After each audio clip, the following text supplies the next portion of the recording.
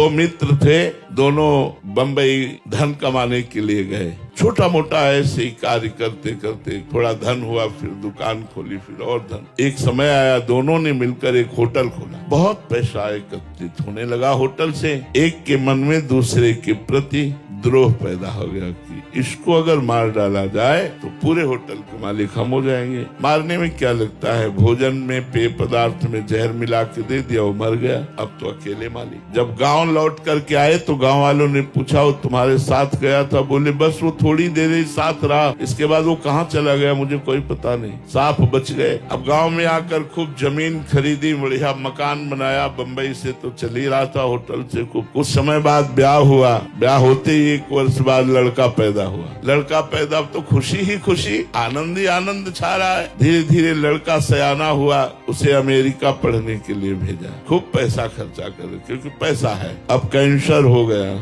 लड़के को। अब ऐसी उल्टा चक्र चला कर्म का। फिर पैसा खर्चा होना शुरू हुआ। धीरे धीरे जमीन बिकी, होटल बिका, सब बिका, कर्जा हो गया।